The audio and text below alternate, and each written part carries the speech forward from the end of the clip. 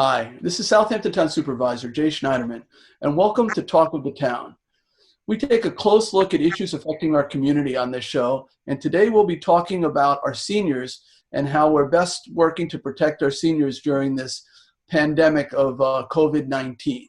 I'm joined today by Deputy Town Supervisor Frank Sapone, and the Director of our Senior Services Program, Liz Dwyer. Thank you both for joining us. And welcome to the world of teleconferencing. This is always challenging technologically. It was a lot easier doing these shows when we were at Town Hall. But now we're in remote locations, which is part of our social distancing and protocols for trying to keep everybody safe during the pandemic. So obviously our seniors are our most vulnerable population. We've heard this over and over again. And the town of Southampton happens to have a large number of seniors. And it was about a month ago when I first declared a state of emergency in the town of Southampton. And one of the first things we did was close the senior center. We closed the senior center where we normally serve meals every day. Now we have more than one senior center. I think we have 4 of them, Liz. How many facilities do we have? Well, we have 3 town-owned facilities. We also serve lunch on the Shinnecock Indian Reservation, and we also bring lunch a couple days a week to the West Hampton Free Library. So technically, and those, 5, yeah. And those meals are primarily cooked right there at the Hampton Bays Center, right? That's correct. This is where our central kitchen is. So our nutrition program, typically people will come in and they would go to those centers and they'd be fed a terrific hot meal. Is it open every single day normally? Monday through Friday, everywhere except West Hampton, but we went to the library 2 days a week there. So when we shut down the senior centers, we had to figure out how to keep these seniors fed, right? So that was a challenge that fell to you. So tell me a little bit about what steps you took to make sure people were still getting nutritious meals during this period. So we averaged about 120 meals a day between all of the centers, 5 days a week.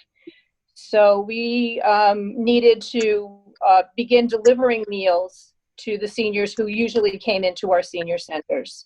Something that we did right away was we split our staff in half, and we formed 2 teams so that in case the virus hit somebody who worked here, we would be able to continue to cook the meals.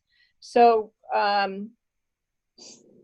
we began delivering an extra 120 Meals on Wheels or home delivered meals right off the bat as soon as the centers closed.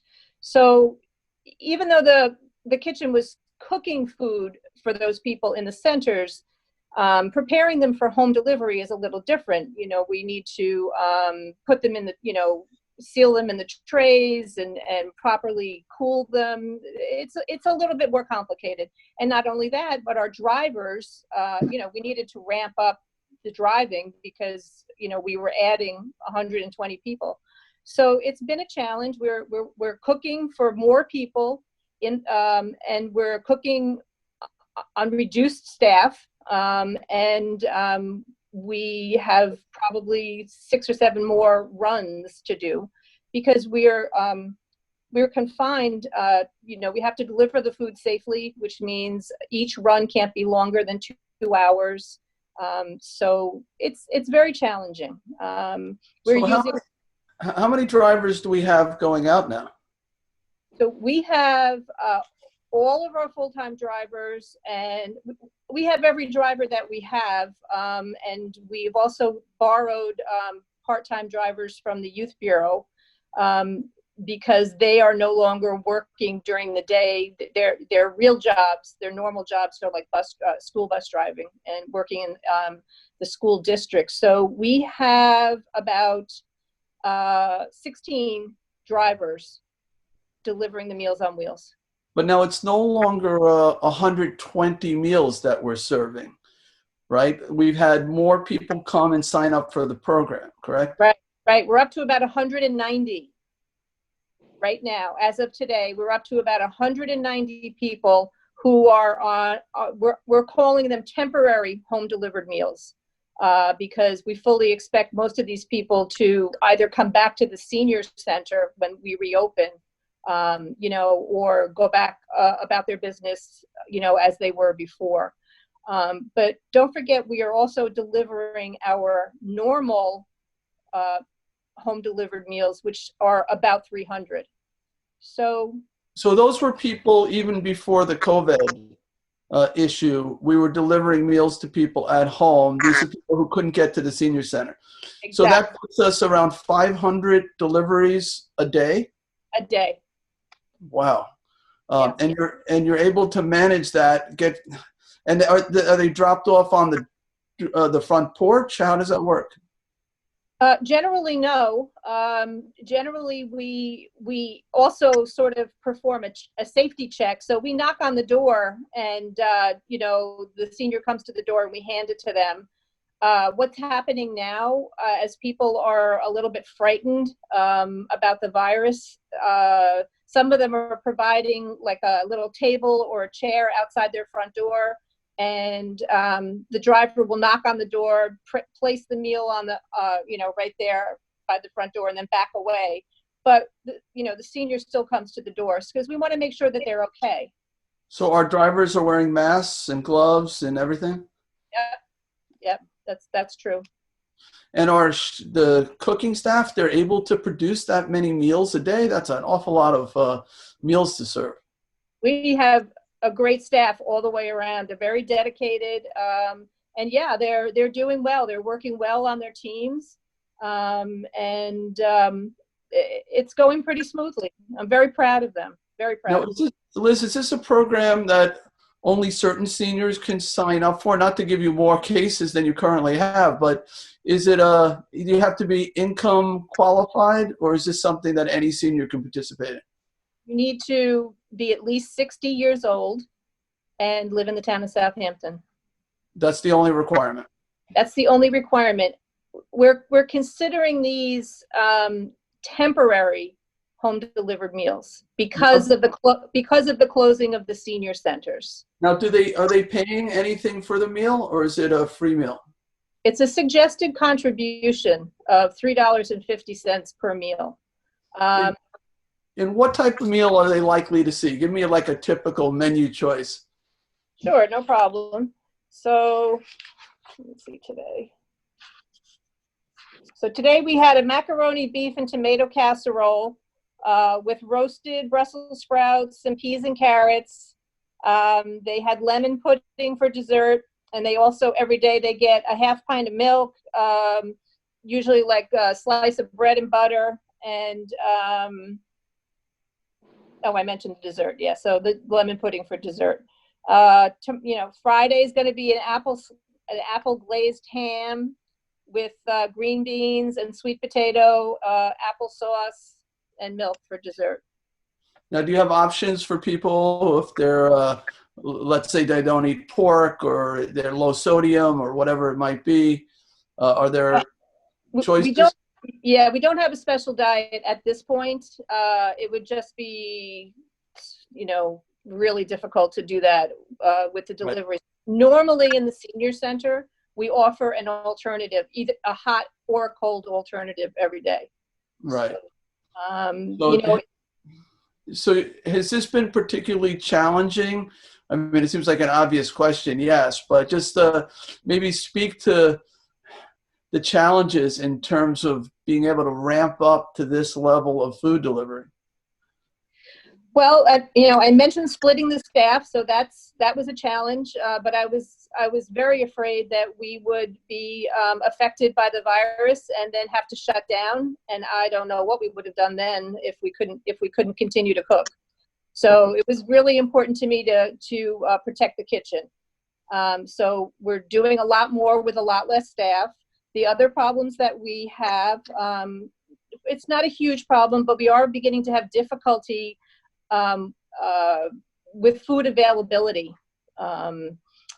from our purveyors, because a lot of places are using a lot more food. So it's almost like a supermarket for our kitchen, where there are some shortages. At this point, we're really able to be less accommodating because we're serving more people. So Sure. we have to keep in mind the greater good. And we're sort of telling people, listen, if there's something in your meal that you either don't like or can't eat, I'm sure there's something in the meal that you can eat, so it's challenging in that way. We're not able to be as creative as we, usually are. I mean, our food is usually pretty good, but we're really more on a bigger scale now. Let me see if I can get Frank in the conversation here. Frank Sapone is my deputy supervisor. And, we recognized very early on that there are too many seniors that were leaving their homes for simple things, batteries for a smoke detector, or, eggs and milk and some basic food necessities, whatever it might be. And we put together a program which we called the All Seniors Assistance Program. And Frank was given the task of basically acting like the CEO for this new town function, managing it. And Frank's done a fabulous job, I have to say. And let me turn it over to Frank. Frank, tell us a little bit about what the program is, how many people are participating, and how it works. Well, yeah, thank you, Jay. It was around March 20th or so when you and I had the first conversation about a way to meet that need for seniors who had basic needs, as you indicated, groceries, pharmaceuticals, items from the hardware store. So we basically had to design a program out of whole cloth.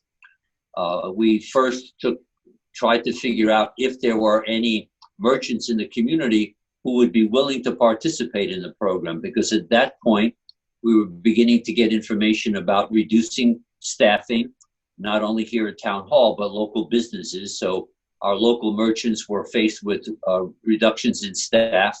And then, of course, the food supply chain was also being impacted. So we weren't sure who would be able to participate, even though they were willing. We conducted essentially an email campaign with a great deal of assistance from our local chambers of commerce. We made telephone calls to all the presidents of the chambers of commerce, and we asked them if they would use their distribution list to send our plea out to existing merchants who would want to participate in the program. So we crafted a bulleted list of, these are the things that we're trying to do. Would you be willing? And with the assistance of the Chamber of Commerce presidents using their distribution list, we got out to many businesses in the community. We have a response right now on an active list of about 25 merchants who are actively participating in the program, pharmacies, small grocery stores, and hardware stores mostly. And we then our second task was to enroll seniors in the program so that we would have some identifiable information, mostly cell phone numbers and addresses, or email addresses and addresses. So we reached out to our seniors in the community through the town's website with help from our staff in the CRC, and they put out an email blast, a Facebook posting, and all the conventional social media. And right now we have about 1,300 seniors enrolled in the program. We are delivering every day. From that initial conversation, we were operational on March 25th, and we will be delivering every weekday since then. No deliveries on the weekend, Monday through Friday. We're averaging about 40 deliveries a day. Wow. And as of at this moment, I just spoke to our dispatcher, and I wanted to talk about that a little bit. We've made about 500 deliveries over that time period. And the way the program operates is we have volunteer drivers, mostly town staff, but a lot of help from the Suffolk County Sheriff's Office, who's providing us 2 officers a day. So we put 5, sometimes 6 drivers on the road every day. Staff in the council office, particularly Paula Godfrey and May, who act as our dispatcher. We collect calls from the merchants, and we dispatch the calls to our drivers, and the drivers go from the merchant to the senior residence. We've managed to fill every order placed on the same day that it was placed, with some minor exceptions. We're prioritizing pharmaceuticals and grocery items.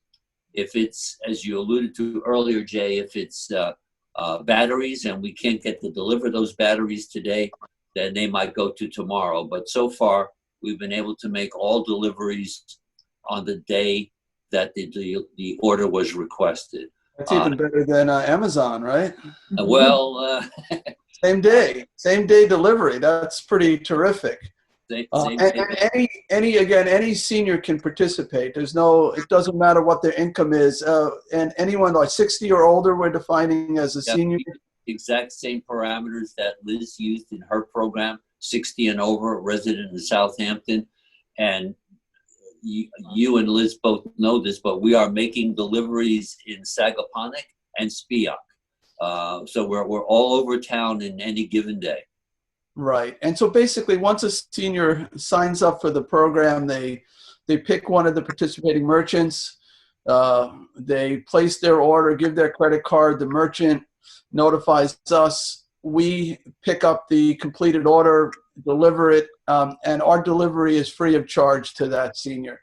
That's exactly right. Yep.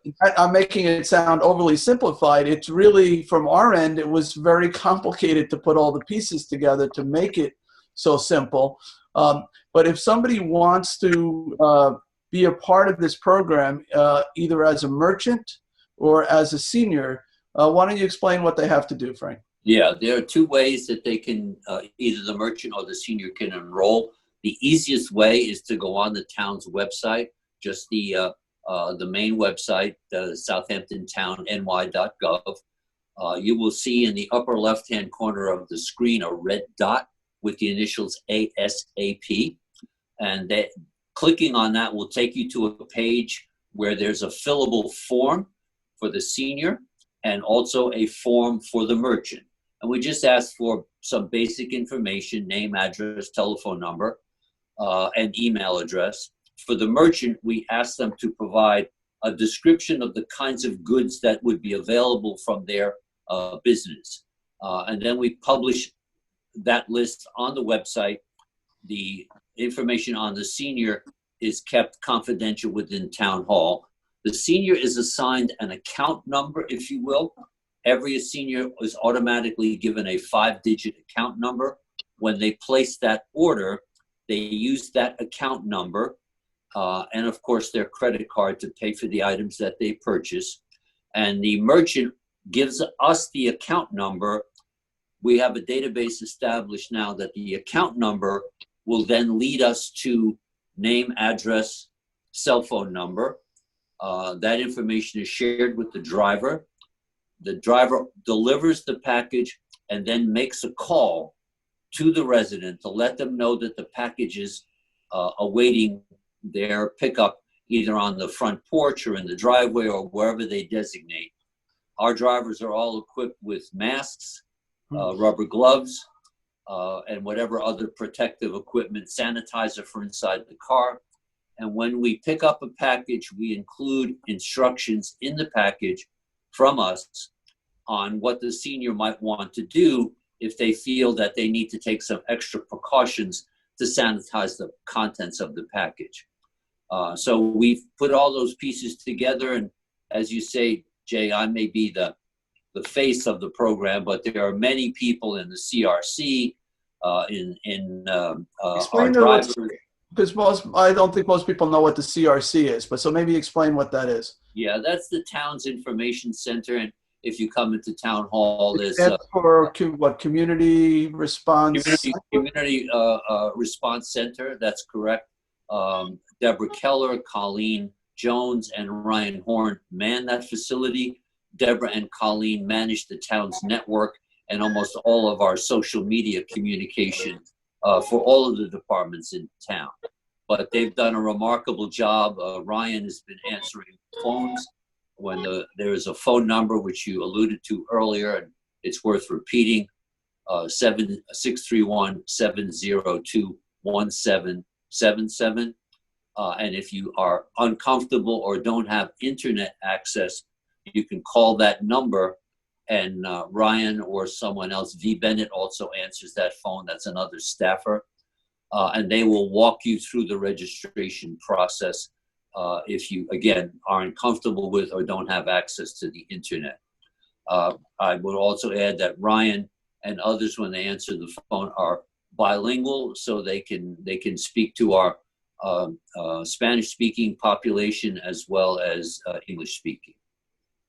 And the cars that the drivers are using, they're using primarily town vehicles, so they're easily identified, right? Yes, they're all the white town vehicles with town seals on the side.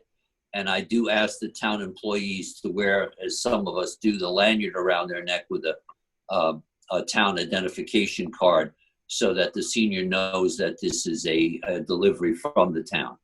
So Frank, this was like a repurposing of government. In many ways. This wasn't in your normal duty statement, right? Delivering essentials to seniors. So this is I really want to thank you for stepping up and taking this on. I think it's such an important function, and I'm hearing great things about it. People are telling me it's really made a difference in their lives. And I guess you got a phone call from the supervisor or somebody in Riverhead. They set up something similar, and East Hampton also has set up something similar. Can you talk about that real quick? Yeah, I got a call from my counterpart in Riverhead, the deputy supervisor, and we spoke at length early on in the program. We had not yet launched, but we had many of the pieces together, and they basically asked me to send them the documents, the organizational documents that we had put together. I sent them off to them, and they replicated the program almost entirely. I don't know the extent of the service that they're delivering. East Hampton has now done the same thing. So the program has been replicated. I also want to take a point to mention that one of your objectives, Jay, was, of course, to serve our seniors, but also to help some local small businesses who might otherwise lose some business because they weren't able to have the resources to provide delivery. And I think in many cases, we have helped those small merchants maintain an active sales during this time period. So we certainly want to be helping our seniors, but we've also helped some of our local small businesses. And I've heard from some of them, many of whom I frequent myself, and they're very appreciative of the opportunity to serve their customers and keep their business viable as well. So let's jump back to you, Liz, as our senior services director. In addition to trying to keep our seniors safe at home through the ASAP program, and in addition to trying to deliver nutritious meals, this has got to be a challenging time for seniors, like it is for everyone, in terms of isolation. They're probably not getting to see the people that they love. Everybody's avoiding them for fear of giving them the coronavirus.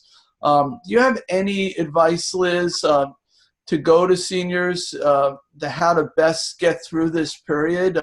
It's a month now that people have pretty much been sheltering inside.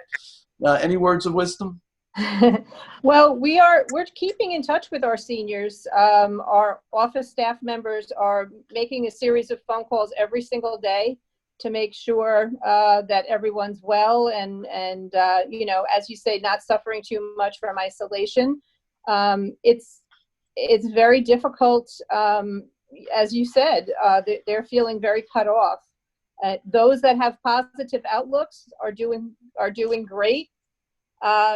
Those who maybe don't have such a positive outlook, they're struggling.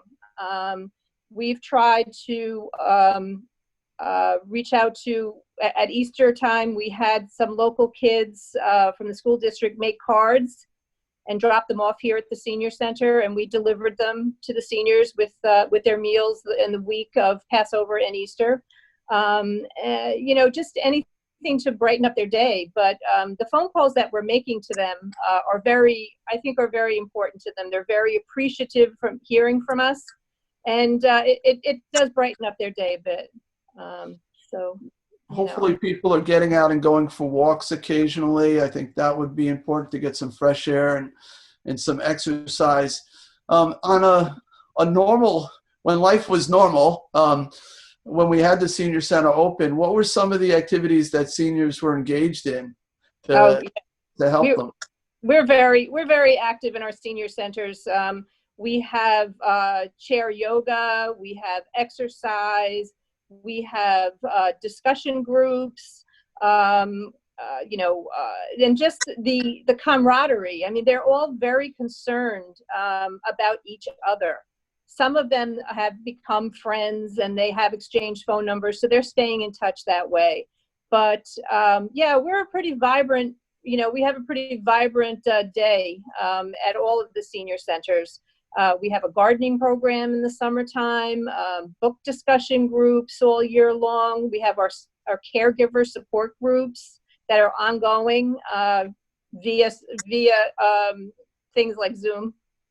Would it help, Liz? And we have some people who are very sophisticated with technology and who work for the town. I'm wondering whether some of the seniors might benefit if they're not familiar with things like a Zoom teleconference or Facebook or some of the other ways that people are communicating, whether we could assist those seniors with technology, whether over the phone or over the computer. Is that something that might help? Because I'm thinking, you mentioned chair yoga, and that's maybe something that a senior could do from home if they were tied into a teleconference like the one we're on right now. Maybe the yoga instructor could be at home and talking to everybody and see if they're in the proper posture or however that works. What do you think about that? Yeah, I think it's worth exploring, especially as this draws on and on and on. I think we're probably going to have a new normal. So I think it's something really a good idea to look into. Absolutely. Jay, if I can interject on that point. Are you guys hearing me? Yep. Yes. Yeah. I've been in conversation with the public libraries in the town of Southampton, and in the library, they already offer this service. They have techs on staff where if a senior goes in, they can get coaching on how to use their iPhone, how to use Zoom technology, how to put an attachment to an email. So I've been in touch with them to see if they can set up technicians who already do provide this service via a call-in number. And the libraries have been very responsive in an effort to try to use the staff that's trained to do this, is already providing that service, but they may be able to do it more remotely. And my sense is that very shortly, the town's libraries will pool their resources and make that service available to our seniors. Yeah, that would be wonderful. I certainly hope that they do that. If somebody wants to find out more about what their libraries have to offer, do we know, Frank, is there a convenient way to get that information? Is there a link somewhere? All of the libraries have their own websites. So if you just type in the name of the library, Rogers Memorial Library, Hampton Bays Library, I'm sure there's I haven't checked them myself, but I'm sure there's information there that's coronavirus related, since the libraries officially are closed. Borrowing books online is still available electronically. You can download books to your phone or your Kindle, and they're adding new remote access features every day. Well, thank you, Frank. That's a great suggestion. So, we're going to wrap the show. I want to thank first you, Frank, for all you're doing. You do for me on a daily basis as deputy supervisor, but in particular, this All Seniors Assistance Program, ASAP. It's been a terrific success, and it's really making a difference and hopefully helping people stay at home and stay safe. And Liz, you too. I mean, every day you work so hard. I'm sure you're not getting much sleep through this period. And you've been able to ramp up your services and deliver far more meals than you ever have before. And I know so many people are appreciative of those hot, nutritious meals that they're getting through the town senior services program. So thank you for all you do. We will get eventually back to normal. And, you know, we're all in this together, and people really just need to heed the advice of trying to stay at home, stay safe. If you do go out, make sure you wear your masks and your gloves, and you take all the necessary precautions. And I want to thank both Liz and Frank for coming on the show, and we will see you next time on Talk of the Town. Thank you. Thank you, Jay. Thanks, Jay.